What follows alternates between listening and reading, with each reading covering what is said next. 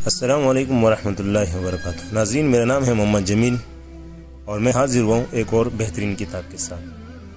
ناظرین، انسانی زندگی میں طرح طرح کے مسائل پیش آتے ہیں اور اچھے طریقے سے ان کو حل کر کے زندگی کو خوشگوار اور پرمسرت بنایا جا سکتا ہے، لیکن بعض اوقات مسائل اس قدر پیچیدہ ہوتے ہیں کہ آپ خود کو بے بس محسوس کرتے ہیں۔ ایسی حالت میں زیر نظر تصنیف زندگی سے لطف اٹھائیں آپ کی دستگیری کے لیے عرض ہے۔ یہ سعودی مصنف دکتور محمد بن عبد الرحمن العربی کے 20 برس کے تجربات کا حاصل ہے۔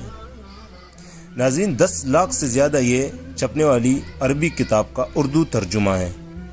اس کتاب کے مطالعے سے آپ ڈیل کارنیگی جیسے دنیا کے پرستار کی کتب سے بے نیاز ہو جائیں گے، جو اوروں کو تو رہنمائی فراہم کرتے تھے لیکن خودکشی کرنے پر مجبور ہو گئے۔ کیوں؟ کیونکہ اس لیے اس کی زندگی اس سچی روحانیت سے خالی تھی جو صرف اور صرف اسلام اور نبی کریم صلی اللہ علیہ وسلم کی تعلیمات سے میسر آتی ہے۔ ناظرین، اس کتاب کے بارے میں مصنف خود لکھتے ہیں کہ یہ کتاب کسی ایک مہینے یا ایک سال کی کاوش کا نتیجہ نہیں ہے، بلکہ یہ ثمرہ ہے میری ان تحقیقات کا جن پر میں نے اپنی زندگی کے 20 قیمتی برس صرف کیے۔ عملی فوائد کے اعتبار سے یہ کتاب جہاں تک میں سمجھتا ہوں میری ساری کتابوں سے فضول تر یعنی افضل تر ہے۔ یہ وہ کتاب ہے جسے میں نے خون جگر کی روشنائی سے لکھا، جس کی سطروں میں نے اپنی روح کو انڈیل دیا اور جس میں میری یادداشتوں کا نچوڑ شامل ہے۔ یہ چند الفاظ ہے جو دل سے نکلے، مجھے یقین ہے کہ دل کی راہ تک جائیں گے۔ ناظرین، یہ کتاب بہت ہی بہترین کتاب ہے۔ کتاب عرض یہ نہیں ہے کہ آپ محض ایک کتاب پڑھ ڈالیں، بلکہ مقصود یہ ہے کہ آپ اس کتاب سے فائدہ اٹھائیں۔ یہ کتاب کتنی قیمتی اور بہترین ہے، اس سے ایک اس کتاب کے مصنف کا ایک واقعہ میں آپ کے سامنے پیش کرنا چاہتا ہوں۔ یہ فرماتے کہ 2 برس پہلے رمضان کی ایک مبارک رات کو میں معروف سیٹلائٹ ٹی وی چینل کے ایک پروگرام میں مدعو تھا۔ پروگرام کا موضوع تھا رمضان کے بابرکت مہینے میں عبادت۔ پروگرام کا انعقاد مکہ مکرمہ میں حرم کے پڑوس میں واقع ایک بڑے ہوٹل کے کمرے میں کیا گیا تھا، جہاں سے کعبے پر سیدھی نظر پڑتی تھی۔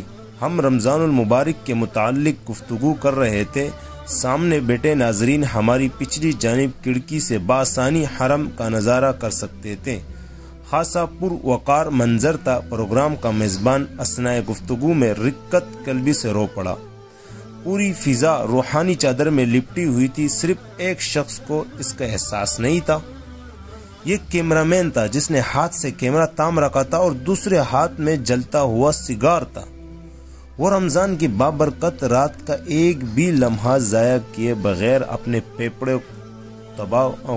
پیپڑوں کو تمباکو کے دھوئیں سے بھرنے پر تلا ہوا تھا۔ سگار کے دھوئیں نے مجھے بہت تنگ کیا۔ میرا اور میرے پہلو میں بیٹے صاحب کا دم گھٹنے لگا، لیکن صبر کے سوا کوئی چارہ نہیں تھا۔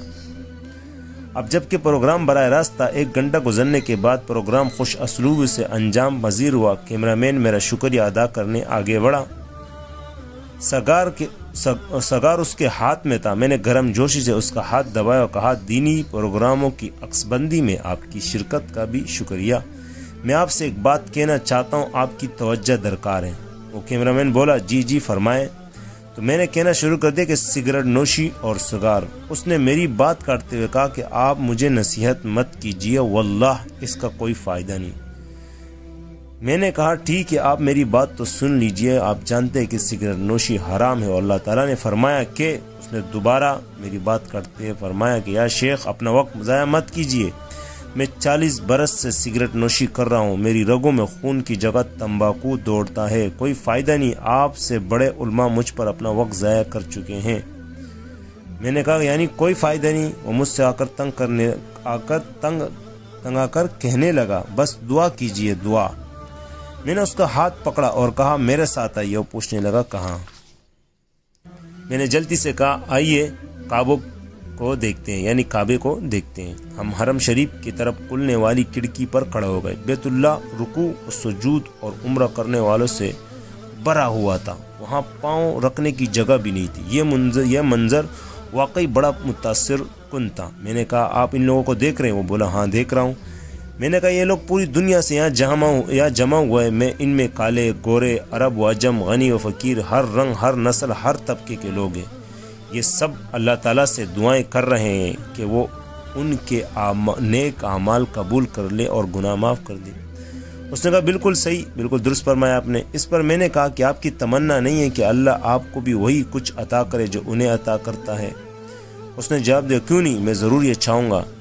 میں نے کہا اچھا ہاتھ اٹھائے، میں آپ کے لیے دعا کرتا ہوں، آپ آمین کہیے گا۔ میں نے ہاتھ اٹھائے، دعا کی، اے اللہ اپنے اس بندے کو معاف فرما۔ اس نے آمین کہا۔ میں نے کہا اے اللہ اس کا درجہ بلند کر اور اسے جنت میں احباب کے ساتھ اکٹھا کر۔ اے اللہ میں دعا کرتا رہا اور وہ آمین کہتا رہا، یہاں تک کہ اس کا دل نرم پڑ گیا اور وہ رو دیا۔ اس کی زبان ایک تسلسل سے آمین آمین کا لفظ ادا کر رہی تھی۔ میں نے آخری دعا یہ کی، اے اللہ اگر تیرے اس بندے نے سگریٹ نوشی ترک کر دی تو اس کے حق میں میری دعا قبول فرما، ورنہ اسے ان دعاؤں کے ثمرات سے محروم رکھنا۔